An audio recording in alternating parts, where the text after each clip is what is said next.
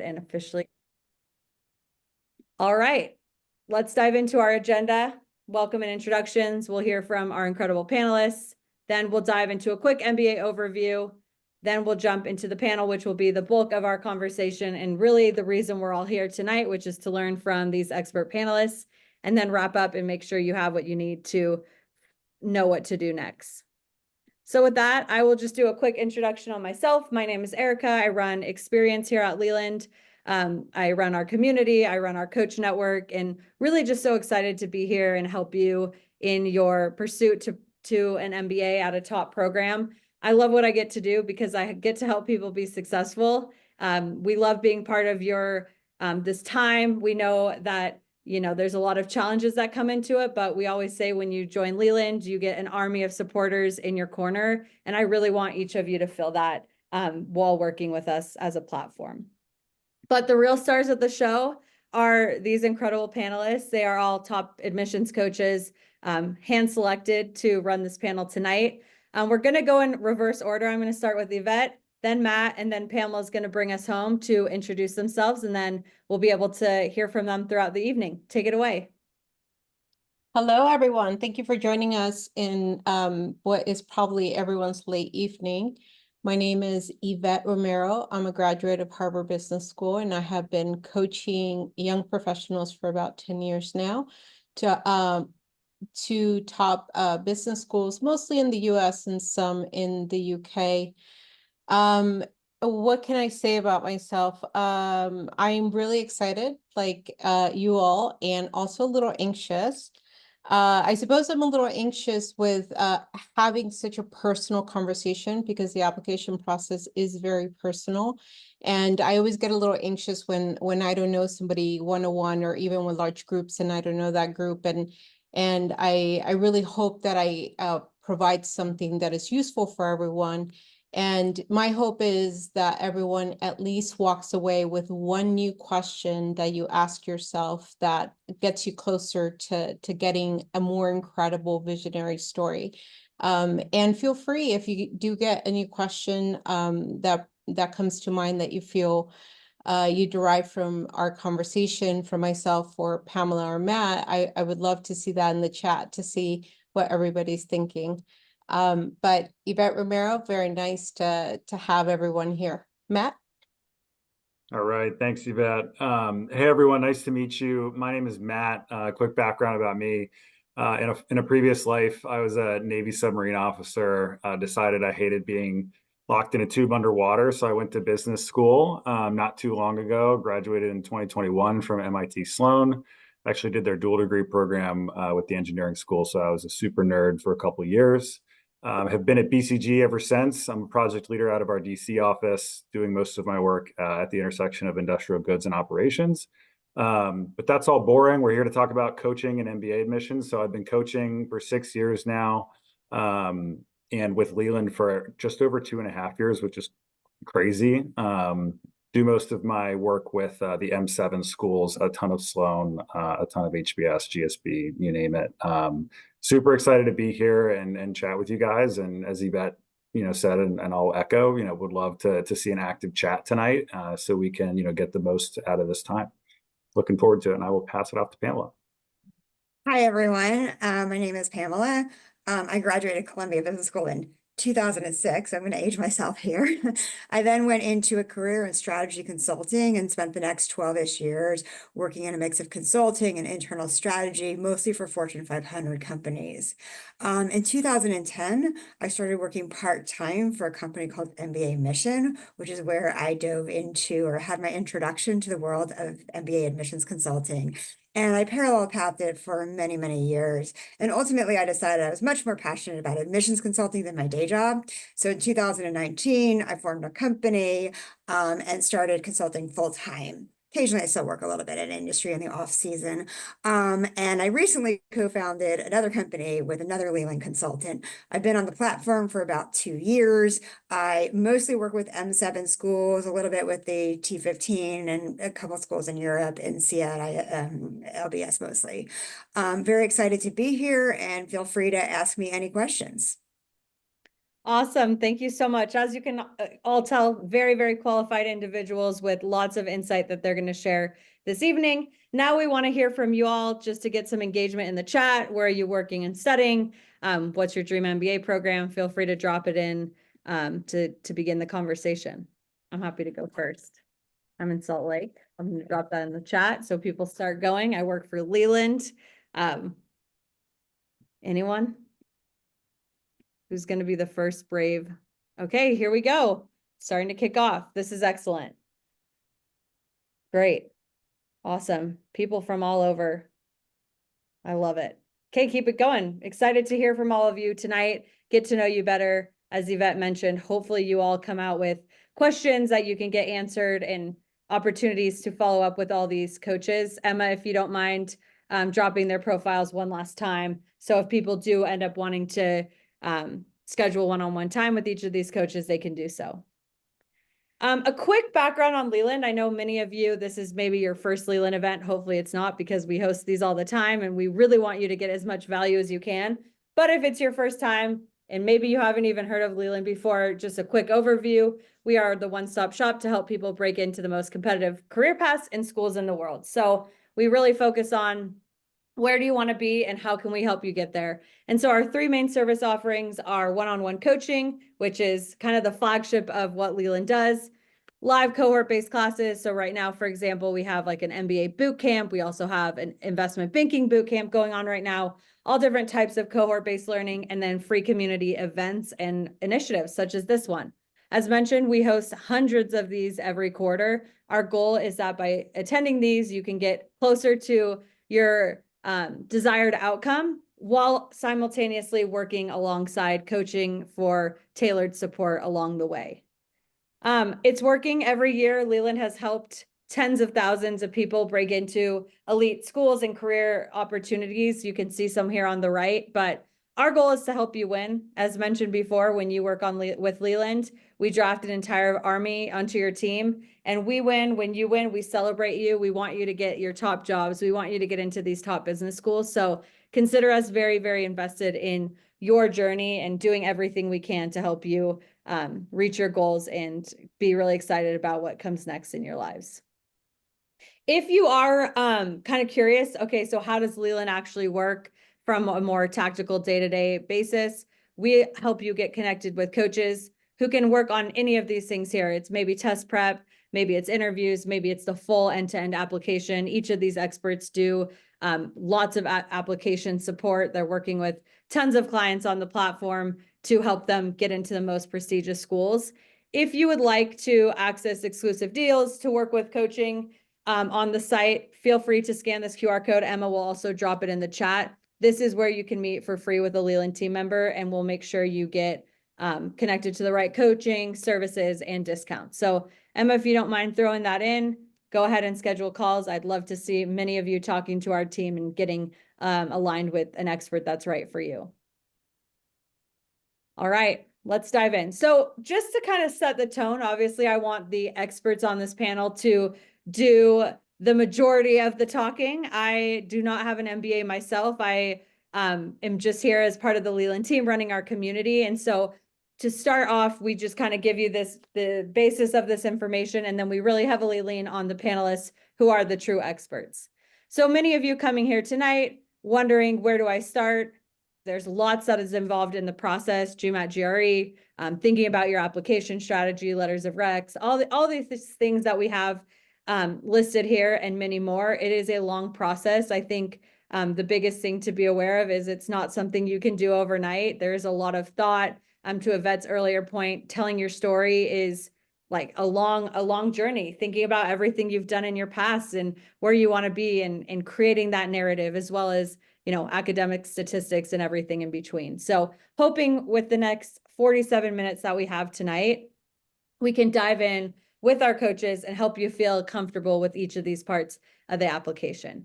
So I'm going to kick things off. This is a lighter, like, softball question for our panelists before we get into the nitty-gritty. But Matt, I'd love for you to start, and then let's go Pamela and then Yvette on your best tip for applying to a top 10 MBA program. Awesome. Thanks. Yeah, I love this question. I think for me, right, really invest in the initial kind of brainstorming, self-reflection period when you're thinking about applying to these schools. A lot of the essay questions, which I think most coaches would agree is like the majority of a business school application, right? Like they ask very targeted questions, questions that make you think, questions that make you think about what you want to do when you grow up. Like, I really think spending a lot of time there, like thinking about those answers, reflecting about your career to date, your upbringing, et cetera, and like what makes you you is, I think, hands down the most important thing you can do before jumping into just writing essays. So I think, not rushing that activity, being targeted with that activity, and really like just spending time, like going for a walk, like really thinking, like all that. It sounds cheesy, but I can tell you it pays dividends in the end, and it makes diving into an essay way less scary. So I think that would be my take on it, but curious kind of the other coaches as well. Go for it, Pamela. So next, okay. So first of all, I agree with everything Matt just said, and especially going for a walk. I always do my best thinking when I'm not sitting in front of my computer. I just want to deep dive into goals. I think it's really important that you really understand what your goals are and why you're going to business school. Not just what am I going to say in the application that sounds good, but thinking about at the end of the day, the MBA is a part of your career path, and really thinking about what you want to do, doing the research to understand what that means, being able to show the AdCom that you actually understand what your goal is, how it connects to your past, how it connects to your future, and how the MBA will not hand you that goal, but help you get there. I always hear, well, what should I say on the application? And what you should say is what you really want to do in 99% of the cases. It'll give you a more compelling application, and quite frankly, you'll get more out of the program as well. Yvette, bring us home. Yeah, so I'm going to go a little meta for a second and point out that if you're looking for the right answer of what does admissions look for, what's the right answer, there's no right answer. I think that admissions knows when they see it, they know they're recruiting for certain areas. And the right answer turns out to be when you look internally into yourself. You've known yourself for about 20 or some years, right? Maybe 20s, maybe some 30s in here.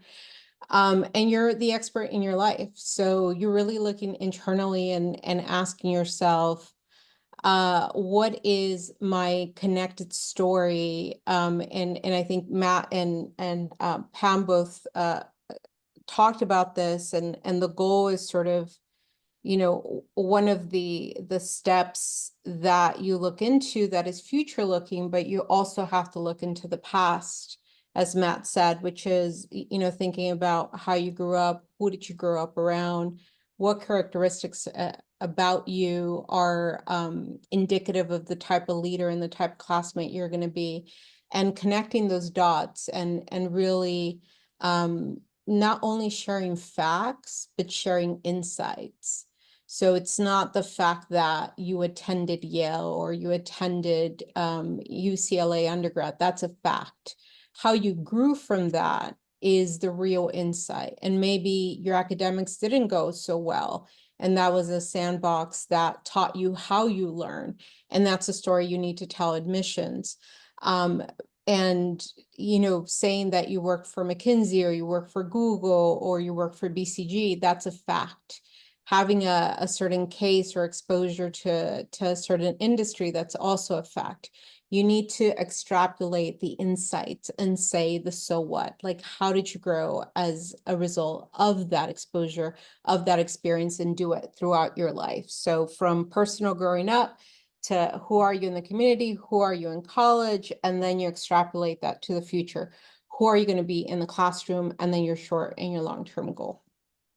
That's awesome. I think each of these coaches did such an amazing job of highlighting like how much introspection and thought actually goes into this process. To my earlier point, you can't do this overnight because you really, really need to be thinking through all of these things, the so what, the goals, the who you are, how have you changed, how do you lead? All of these things are so important. A huge plug for coaching too. I think a lot of people kind of wonder where a coach fits into the journey. And I often think it's guiding this thought process and helping you weave together your story. Sometimes it's hard to kind of piece these things all together and figure out like, okay, great. I just reflected on like the past 20, 30 years of my life. And now how do I translate that into a compelling narrative? This is exactly what you can do with a professional who can support you in that pursuit. So now that we've started on a high note, I think that was enough insight to make people feel like they got enough out of this event, but we'll continue to dive in. I'm excited to talk a little bit about the timeline. Pamela, I think if you could take this one and talk through like, yeah, maybe someone who's applying round 2, and then even people who are thinking about round 1, like what are kind of the different timelines you recommend with users? Sure. And I think that's a very different question. So Yeah. if you're applying round 1, now is the perfect time to start. It's the ideal time to start because the applications don't actually open or the questions aren't even released until June. But during this time, you should take the test. I can guarantee you, if you've done the test before you start the applications, it will make your life so much better. You should be researching the schools to really understand what the difference is in the schools and where you want to apply. Schools are about much more than rankings. Ensure you have a good understanding of your career goals. If you're applying round 1 now, this is a time to network, to talk to people, to understand what does it really mean to be a consultant? What does it really mean to go into private equity or into marketing or whatever it is? If you didn't do so well in undergrad, develop what I call an alternate transcript. So take a class, get an A in it. Harvard course, my favorite. If you're applying round 2, this is the best time to start. You're going to have to work a little bit more quickly, but I would say don't cut corners. What both Yvette and Matt said about introspection is incredibly important, and it will help you with the essays. Still take the time to do the process the correct way. I've worked with candidates who start in December, and please don't do that. I really don't recommend it. But even if you start in December, I recommend that you take the time to think about your personal value proposition, your professional value proposition before you start putting pen to paper, because the essays will come out much, much better. Awesome. Matt, anything you'd add here as you've worked with clients?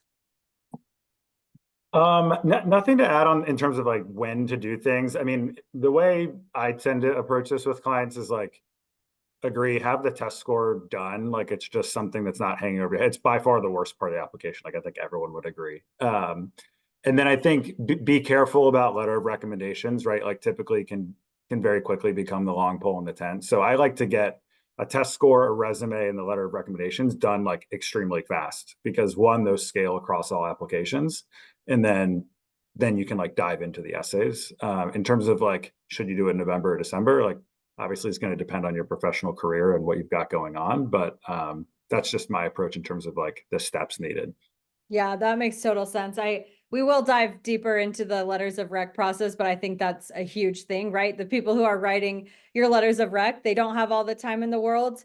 You should be helping them prepare. You should be thoughtful about, maybe they have other people they're writing letters for. They have busy deadlines they're dealing with. So especially if you're applying round 2 right now, you should be getting those asks out as soon as possible. Yvette, anything that you want to add here?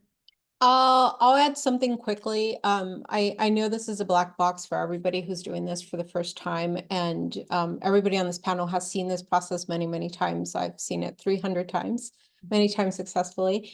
And what I have seen is a good rule of thumb is assume an application is going to take you about 4 weeks to do it, HBS included, and then each subsequent school you could think of like 4 weeks, 3 weeks, 2 weeks. GSB is always what I say 30% harder, so that might actually be 6 weeks. And everyone's a little different, but that at least, has been, if it's helpful, has been sort of the bell curve that at least I have seen. Awesome. All right, let's dive into MBA resumes. I know a lot of people I've talked to on Leland, they think resumes don't matter. I have a good job resume. I landed a job in banking, or I've got my job at BCG.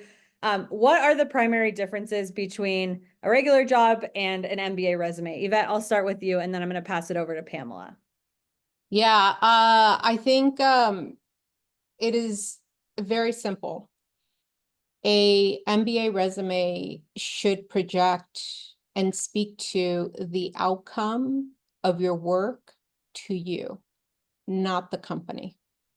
And that may sound simple. It takes a lot of work to kind of get there because we're so used to pitching that as an analyst or a consultant or an engineer, you brought a certain project to fruition, or you were able to cut costs by 30% or whatnot. All those are outcomes for the company, for the client, for the project. The point of the MBA application and the resume is that you're applying for that program and you're applying for your short-term job and the job thereafter. So you're showing potential based on experience, not so much that you've tackled certain cases or that you had exposure to certain, multi-billion-dollar transactions. So I would say that is the number one difference in the North Star of how you want to talk about it. So just thinking, hey, I'm not applying for a more senior role of the same role that I have now. This is a completely different field. You're now selling yourself as a complete package, which might be strong knowledge in one particular functional area or variety or couple of functional areas, maybe a couple companies, but what you're really applying for is for where you want to be in the future. Awesome. Pamela, anything you'd add there? Yeah, I actually have a couple of things. Getting a little more tactical. First of all, remember your target audience is different, so therefore your objective is different. So let's say you're in sales. Both the hiring manager and the AdCom, they want to know what you did, how you structured your process, and how much revenue you drove for the company. What did you accomplish? But if you were applying for a job, your hiring manager would also want to know, well, do you understand the industry? How well do you understand the industry? Do you understand Salesforce? Where the AdCom really just wants to know how you structure your process, how you led it. A couple more tactical things. Keyword search doesn't matter for an MBA resume. The AdCom's actually going to read it. They're not going to run it through a computer. Keep in mind technical detail. The AdCom, especially if you're in a job like engineering or something like that, the AdCom doesn't necessarily know the jargon that you would expect, say, a hiring manager to know. So you want to make sure that you use easy business words. Always think about what the business objective is. And finally, you don't need an objective or summary section because your objective is to get the MBA. That's awesome. Matt, anything you'd supplement?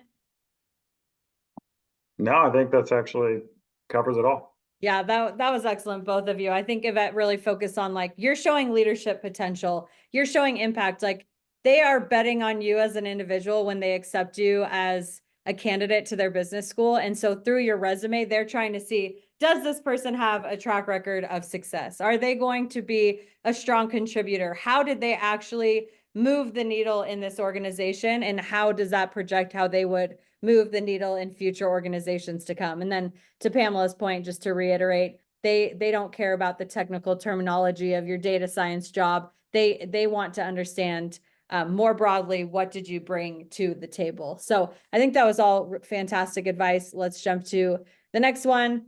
I think we've covered this, so I'm actually going to go through. I think Yvette and Pamela both communicated this very well.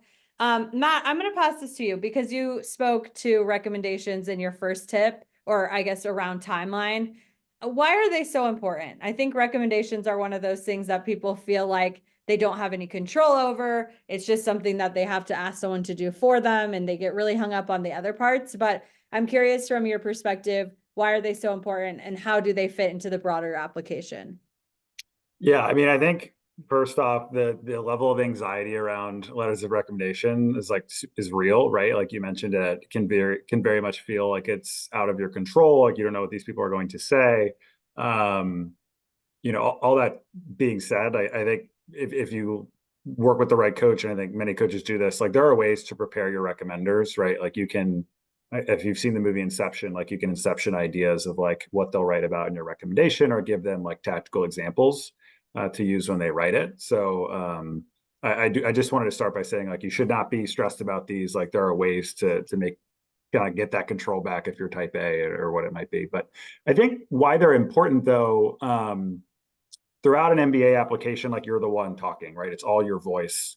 You're telling stories about yourself. You might be asserting that you have certain skills and talents. And I think the recommenders, obviously it's supposed to be a non-biased third party, right? And they can give a lot of insight in terms of how you stack up against other people. I think inherently as human beings, like you normally have a flawed view of that, right? Like you're kind of in your own lane, like other people who have seen you and then other peers have a very good idea of how you stack up. And that can be extremely strong and compelling when talking to the admissions committee. And in terms of, how it fits into the broader application, I think it's an awesome opportunity to kind of pull out really unique stories, right? Like every section of your application should be a different value add, right? Like a different story from your career, a different skill set, right? A different talent, right? I think like the recommendation is just another opportunity to do that and show maybe like a smaller project or something like that that kind of just like gives life and color to who you are and how you work in a team and how you are as an employee. So again, like they can be stressful, I promise you. Stress is valid, but there are ways to get around it. And, I think these coaches would agree with that, but I'll pass it over to them. Pamela, anything you'd want to contribute here? Yeah, two things. First of all, I think the majority of MBA applications, there are some exceptions such as Stanford, don't really give you that much of an opportunity to focus on your accomplishments outside of your resume. So this is your opportunity to have your boss talk about them for you and provide a point of view and insight that they're not going to get from any other document. Every touch point has a point, and this is a point to me for the letters of recommendation.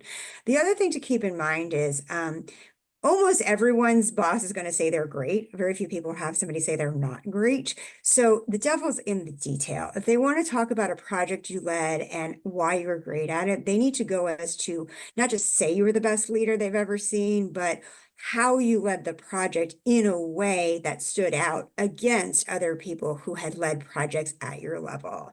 So be sure that you get very, very specific when you're talking to your recommenders and, guiding them about what you want them to focus on. Yeah, that's excellent.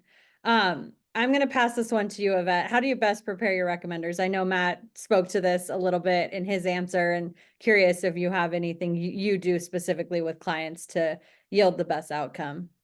Yeah, I think this is a very tactical question. I think that you should think about it in a couple of different phases of how to prepare your recommenders. One is sort of the personal relationship portion, right? Like approach them, give them the full ask. Don't tell them like, oh, it's just one school. And then, the week after you're like, oh, it's only 2 schools. And then all of a sudden you're applying to 6, right? Like give them the full ask. Give them an opportunity to say no. You want someone to say no. Like I've had some horrible situations where somebody drops out like the week before, so you don't want that to happen. So you really want to cultivate that relationship that as a professional, as somebody that's growing into a leader in your own right, that you will write these letters yourself. You're cultivating that relationship and you're doing that soft ask. And then the second part would be and I think this is where what Matt and Pam nicely detailed is sort of giving them a write-up and saying, here is a reflection based on the questions, and grab the questions of that the recommenders are asked. And less is more in this. Like I've seen folks try to go to the Harvard Business School or the GSB's, website and sort of grab all the pillars and say like, oh, you should definitely say this because this pillar is on the website. And that just gets you into like a really generic answer. So instead, what you should do is sort of reflect, again, as what was said before, on what are those additional awesome cases? How did you do in a transaction? Did you take over work for maybe, we saw a lot of people let go over the last couple of years, and a lot of us took additional work. So maybe it's showcasing that you stepped up And all you want to do in that written follow-up is remind them of that, ultimately tell them that you trust whatever they go with. But you would be shocked by how much managers forget. And so sort of giving them some ideas, some ideation, right? Getting them going, trying to save some of their time goes a very long way. Yeah, I think that's excellent. You pulled out a lot of things that I think are really important to drive home. One is when you ask them, are they enthusiastic? If they're not like, hell yeah, I can't wait to write your letter of rec, Yvette, they're probably not your person. We talk about that on these panels a lot. Like if they seem apprehensive, they're not going to be the person writing you the best essay. Like this isn't someone that is just simply like evaluating you. This is the person that's literally drafted to your team to shout your name from the rooftops and say that Pamela is the best person that they've worked with. And you can often feel that, I think, in the initial ask, to Yvette's point. And second, to your point, is they do have a lot on their plates. They're often forgetful. Maybe they do adore you as a person, but they might not remember those specific anecdotes, and they might be stressed by the ask of having to tackle this letter of rec amongst all the other things they're doing. So anything you can do, Matt spoke to this as well, to remind them, to make it easier on them, to do enough to help them feel like they have something to go off of, is going to be such a huge part in your process. And to Matt's earlier point as well, this is why timing matters, because it will take you time to prepare your recommender prep docs. We have one of those on Leland, and a lot of our coaches use them as well. And then get it to them with enough time and reminder of deadline, so there's not a lot of stress around that.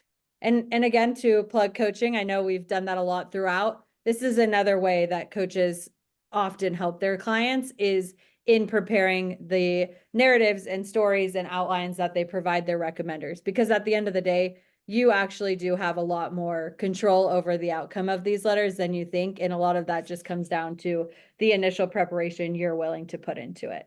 Pamela, anything else you'd add here? Yeah, one thing I wanted to mention is, I know we get a lot of questions around the constructive feedback.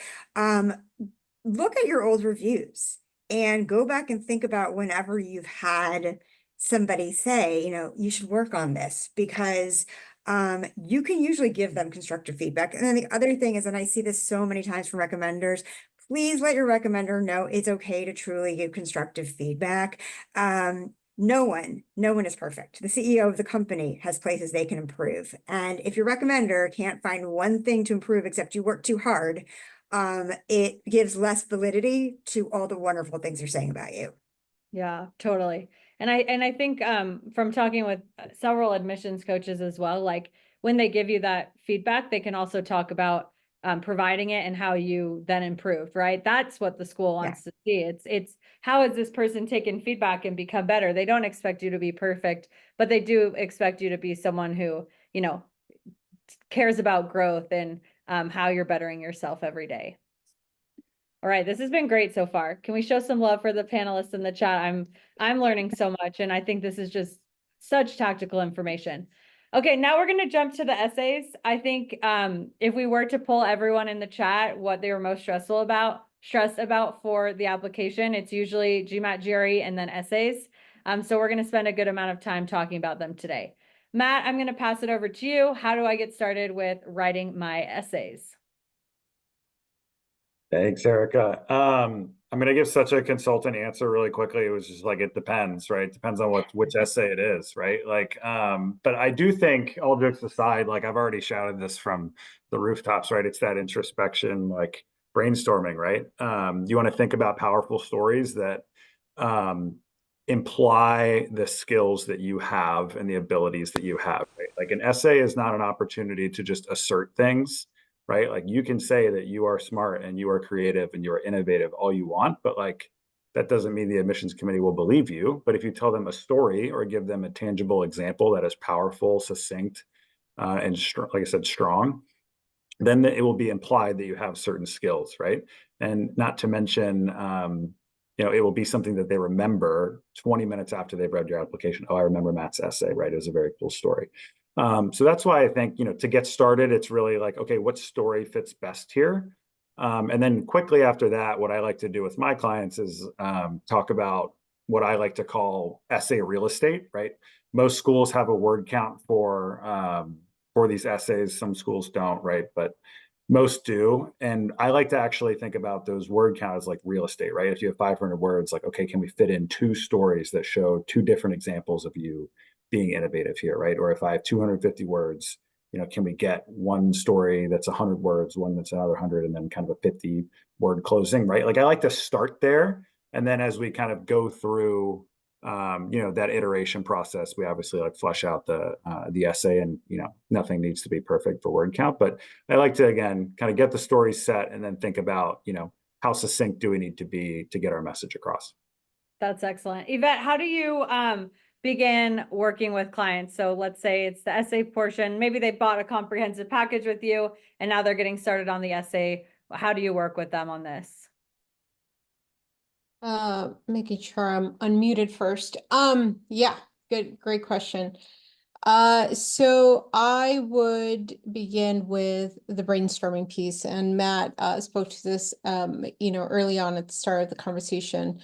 And the brainstorming piece really allows me to get to know you and give you a different perspective. Everybody in your life can seize your actions or can, opine and give you advice from different perspectives. And my perspective would be one where I'm trying to help you connect the dots, right? Tell that connected story. So we would deep dive into an 1.5 to 4 hour calls, with lots of coffees and munchies on the side there, and really just get to know you and do 2 things. And sometimes the conversation can be just very, very creative. I'm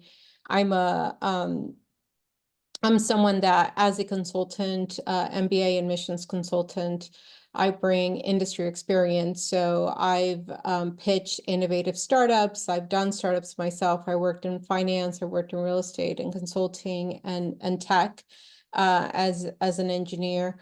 So I tend to be able to provide examples from different industries and also extract those stories and help my clients speak to those development situations and those aha moments in their past experience, but then also recognize, like, how lofty is your goal? Like, are you really, really pitching something visionary? And how do admissions look at this? Like, it's not about you should know your goal already, because otherwise MBA programs would not promise you that they're going to change your mindset and totally expose you to things that you've never seen before that are going to change you. But what they're trying to do is get to know how you think. So when I work with a client, I want to see how they want to develop as a leader. Do they want to be a CFO? Do they want to be a CEO? Do they want to be an entrepreneur or an advisor? Like myself, I spoke about being more of an advisor in my application to help the mortgage market improve at a time when it wasn't doing so great. And then we had the recession. So I guess I knew a thing or two. So being timely also with what is going on in the world. And I recognize in just about every conversation, and sometimes to a bigger degree with some people versus others, that people don't recognize the value of the exposure they've gotten and the value of those big passionate ideas they have. And, in particular women. So I just to be helpful, I want to call that out, that when I work with whoever I work with, and if I know women might sometimes be a little bit more humble, I push. And I push to that person's risk profile. Like, what is it likely that they would be successful in? I'm not going to push everybody to say they're going to, start a new financial system and create the next, Bitcoin ran by AI, which maybe I think, who knows? But I think that it is important for me to become a passenger and a partner for every single one of my clients and understand and be able to reflect their story with them and come up with that connected story. And so I say all that to highlight how important the brainstorming is, And then on the other side is just taking apart each of the questions and because I've have those relationships and know how admissions think, I can discern what they're asking sort of between the lines. So we're then combining, okay, here's the different pieces, the Lego pieces of what we should insert in this essay. And then on the other side, this very, very deep and introspective brainstorming session that then gives us this very, very connected story. And then we put that together. And I think writing is a lot of that, of brainstorming. I think all of you guys right now are writing your essays because you're brainstorming, because you're listening to us, because you're grabbing tips. So congratulations for doing that and keep doing that, because really, in my mind, 80% of the writing happens away from your computer when you're thinking about who you are and why do you do what you do and why do you want to go into this huge investment. So I'll stop there because I obviously love this topic and can say so much more. Erica? Thank you so much. Yeah, no, essays I think deserve a big stage. They are such a crucial part, and it's such a big, like, huge opportunity. I mean, obviously your statistics from test scores and GPA has often kind of in the past, and now it's time to tell your story. And I think this is a place people have a hard time doing so. So I'm gonna talk with you, Pamela, about this one. I know that more grad school or like law school call it personal statement, even like dental med, all of those master's degrees. But on the MBA front, obviously every type of school has a different style of essays. Most will have the why this school essay, which we'll talk about in a second. But like, let's take MIT has like a cover letter, which is essentially a personal statement, or Stanford has what matters most and why. And so there's a lot of like blank terrain where you're just like, yeah, talk about who you are. They want to know who you are. You're not, it can feel like so scary to dive into that. How do you start with this? And I guess a lot was covered throughout this conversation, but anything that's top of mind for you, Pamela, as you've worked with clients? Yeah, so to be honest, I think it's a lot of a build on what Yvette said, Yeah. because I also start with brainstorming. I want to know everything that the client's done since they were born or two, because a lot of times something that they might not think is important is something I might say, oh, actually, the school's going to be really interested in that. Also, as a consultant, I can help the client connect the dots. I want to know how they grew up, what you like to do, what extracurriculars you do, what makes you different, what's your background, what are your passions, and then we connect the dots. But to your point, unlike master's programs, there is no quote personal statement. So Stanford's got what matters most to you and why. And Wharton asks basically what you like to do by asking how you're going to contribute to Wharton, which is a hidden way of saying, who are you really? Because whoever you are is how you're going to contribute to Wharton. And MIT has a video for a minute that allows you to be creative. So I think the most important thing is to say, what is it that I want to tell the school? What is my value proposition? It's a marketing thing, how do I want to market myself to the school? And then I take the specific essay and try to figure out how I can help the client bring those points together. Columbia is the most challenging because they don't actually do anything personal. So I really try to say, okay, in your goals and, why you want to go to Columbia, can we figure out a way to throw something personal in there as well? So it really just matters it's very essay dependent, but regardless of the essay, your marketing value proposition is always the same. That's what you want to center yourself on.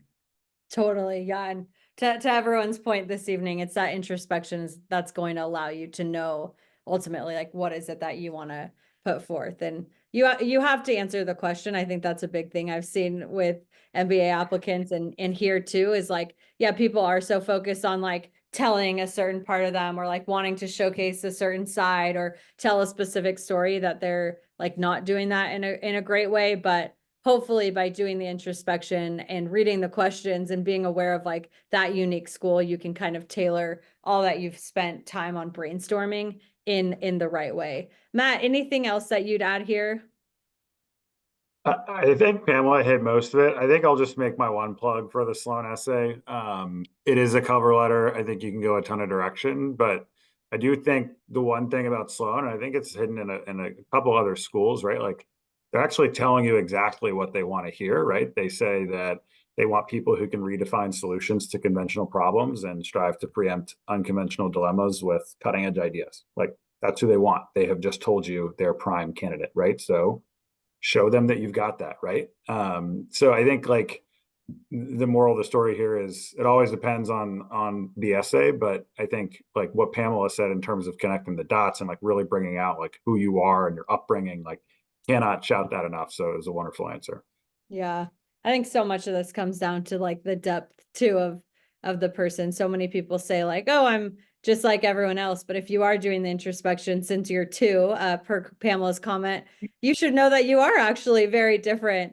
And there's thoughts and how you respond to situations or how you've grown, or yeah, maybe you've had like mundane things happen in your life, but the way that you act is very unique to you and what you contribute and what you will contribute. Let's dive to this one. I'm gonna give this one to you, Pamela. What on the why this school? My I know a lot of favorite question. yeah. Go for Sorry. it. I didn't mean to interrupt you. I'm sorry. No, then I had good intuition, thinking that you would answer this well. So it's perfect. Okay. So I have a lot to say about this one because this is my personal pet peeve. So first of all, you want to show the school that you really know their school. Why are they asking this question? Two reasons. One, some schools manage yield, and I won't say which ones are notorious for it, but this is the best way to show it. And others are really looking for cultural fit. So if you take a school, say like Tuck, where you're going to be in, Hanover, New Hampshire, their class only really works if everyone really wants to be there. So they're looking for a certain kind of fit. So a couple of pieces of tips. First, read the question. Even though at the end of the day, every question is why this school, they ask it in a very different way. And be sure that you don't just copy and paste. You think about what is the question, what are they looking for, and how are you going to address it? Second of all, go beyond the website. Talk to students. Going back to something Yvette said earlier, this is about insights, not about facts. The schools already know what they have. They're aware of the classes they have. They're aware of the clubs they have. What they want to know is, why does that matter to you? Why do you want to use that? And the third thing is, I always recommend to my candidates to think of themes. So if you're looking for an MBA, you're looking to fill certain gaps. What are those gaps that you need to fill? Is it leadership? Is it financial acumen? Whatever it is, don't just list a bunch of classes, but think about it in terms of categories. So for example, in Wharton's, has how are you going to use our professional resources to meet your goals? I might be paraphrasing that. Don't list a bunch of professional resources. Think about what are the things I'm looking for out of Wharton, and then think about what supports that. Focus on a school's, value proposition, not their offerings. Leadership is one I love to talk about. Everyone loves to talk about leadership and everyone loves to throw leadership out, but schools' version of leadership is very different. So Stanford's approach to leadership is very different than Wharton's approach to leadership. And you should be able to show that you understand what that different approach is and why that resonates with you, one more than the other. Talk to students. You don't need to throw out student names. It does not do any good to say, I spoke with Betsy. You can, but it doesn't matter unless you can show an insight. So it's not about the name, it's about showing that you spoke to students in the insight. And then last, and this is a personal pet peeve, don't state facts. Columbia knows they are in New York. You do not need to write Columbia's in New York. But if the New York part is relevant to you, then tell them why it's relevant to you. So I love it. That's my advice. Super comprehensive. I loved it. Thanks so much, Pamela. I'm going to pass this one to you, Yvette. What are some common mistakes or pitfalls? We're almost at time, so anything that hasn't been covered on this front, like just kind of throughout the presentation, would love to hear. Yeah. One is generic goals, or saying that you're going to figure it out during the MBA. They're giving you an opportunity to show what your exposure today has taught you about the world and about an opportunity or a problem that really ignites you that you're passionate about. So you're merely showing how you think and saying you're going to figure it out, or saying something like, I want to have impact, doesn't go a very long way. Always double click on sort of those general words. So if you feel like the word impact's coming out and you're kind of stuck there, brainstorm with someone, whether it's a coach or somebody you trust, and then say, well, what's my view on impact, right? And so then that's defined by a certain worldview, and then you ask yourself, well, why do I have this worldview? What was the impact? And that's how you get into something more specific. So don't be bashful about your goals. This is your opportunity to not only in the essay, but the interview, which you're ultimately preparing for, to be very visionary. And with the exception of MIT, of course, because they say they don't care about big, lofty goals. The other big pitfall is speaking a lot about other people. So let's say you're really inspired by your parents, and you sort of you talk a lot about their story and their background, and that's inspirational to you. A effective way to do that is to make sure that you weave in, my mother was an entrepreneur, and therefore that inspired me to be innovative. So it's sort of that connection and that turn immediately to the insight. So if you have, in my opinion, more than 2 sentences about somebody else, that's enough. You shouldn't have more than 2 sentences. Those are the main ones that come to mind. And I suppose the other one is assuming that things are mundane or not interesting. I said earlier, you're the expert in your life, and you should also not maybe dilute the power of your experience. So don't assume that because you had a great happy family, or maybe you didn't, that's not going to make you competitive. Simply telling your story and how you grew from it is the beauty of being vulnerable and open, and allowing admissions to get to know you that way. So never assume or compare yourself to someone else. Simply tell your story and sort of focus inwardly. Yeah, those are all awesome pieces of advice, and totally agree. The vulnerable piece. It's not trauma Olympics. This isn't like trying to, compare who had a worse situation happen to them. Everyone has a unique story to tell, and being able to do that in a unique way is really powerful. And I think everyone here has such a beautiful story. I wish I could chat with every individual to know what that is. And that's what I think is so powerful about these applications, is you actually have this opportunity to tell that and share it. Matt, anything on this one? I know it's kind of been kind of woven into everything we've spoken about, but any last minute tips on this front? Yeah, this is a tough one. I would encourage you, that nothing about your life is generic or represented, right? So you are your own unique person. So you should have confidence in that. I think there's a few places where this really comes out. I think Pamela did a great job of talking about this, right? Like the why Wharton, why whatever insert school here, like that answer is like, that is, I think, your best opportunity, or a personal statement, to like really stand out, right? Because your path to getting to that school and then your path after that school is wildly different from all these other people applying, right? Like maybe the short-term goal, like, yeah, I want to go to Booth and go to like McKinsey. Yeah, you and 50 other people, right? Like that might be pretty standard, but like how you got there, what type of projects do you want to do at McKinsey? And then what do you want to exit to after McKinsey and be the COO of some awesome company, right? Like that is all unique. And I think the level of detail you can get to in some of those essays is like pretty granular. And I think that's your best opportunity to really show that, like, hey, I've done my research, I've done some self-reflection here, and like I know that, one, I want to get an MBA to get to my goals, and two, it needs to be an MBA at your school. So I think that's the best opportunity. Okay, we're gonna do rapid fire. I'm gonna go Pamela, Yvette, and then Matt. Try to keep this concise, but final tip you want to leave these folks with this evening. Your last word of advice. Be your authentic self. Don't worry about what you think the admissions committee wants to hear. Just tell them what you want to tell them. Be yourself, and you will have the best application possible. Awesome. Yvette? Ooh, we're gonna have some controversy here. So I don't think you should be this like sort of wild, be yourself. I tend to think that it has to be a balance. Understand what they're looking for, understand the bucket of applicant in which you fit. So each class is a very diverse class. You know, there's entrepreneurs, there's international people, there's people that are editors, there's people that you know have done water distillation in Ghana and analysts turn AI implementers. I believe that there is something there that sort of fits the norm of what the schools are looking for, and within that you interject the you.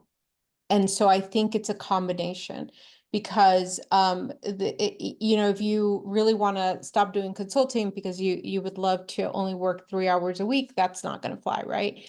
Like we're all here showing that we want to grow, we want to learn, but I do think that there's something where you're sort of understanding what feeds the model. There's the norm. And as you could tell, I get really deep when I coach. And then there's opportunities to insert, well, what is your way of mentoring another young analyst, right? And that is unique. So I really think that it is really like recognizing what they're looking for and inserting and articulating that in a very personal way. So that's how I would describe how you want to go after the applications. Awesome. Matt, bring us home. We're right at time. Awesome. Yeah, I think I'd say like don't be afraid to be dramatic. Like we talked a lot about essays and storytelling, like bring out the drama. Like if it was a big project, like make put the admissions committee like in your shoes, like there I was, right? Like have some fun with it because as I mentioned earlier, like your goal is that 20 minutes later, they're still thinking about your essay because like, wow, like that was a pretty cool story. Like I remember Matt's essay. That was awesome, right? Like that, and the way you do that is not being like, I made an Excel spreadsheet and gave it to my boss, right? It's like, no, I saved the world and this was awesome. So like, don't be afraid to bring some drama into your stories and, you know, be remembered for something. I love Thanks for that. coming, everyone. That's so awesome. Thank you all. Everyone, please give a round of applause to our panelists in the chat. You can work with all of them one-on-one. They are all open for coaching, book intro calls with them, get to know them better. We're so grateful for their expertise. As mentioned, each of these people are very, very professional and great at their craft. And so the fact they spent an hour of free time with each of you here is just goes to show that they have a lot to share and very generous of them. So let me close by saying, if you want to get help on the next steps, book a call with our Leland team. I don't know why this slide looks so weird. It doesn't look like this normally, but schedule a call. Emma's dropped it in the chat. And our final word, thank you. It was great getting to know you all. Best of luck if you're submitting your applications early January. We're here to fight through the last couple of months. And if you're applying in the future or going to deferred MBA programs, join our deferred MBA week and keep us in the loop. We're more than happy to support you in your journey and are grateful for your time. Thanks again, everyone, and see you soon. Take care. Bye now.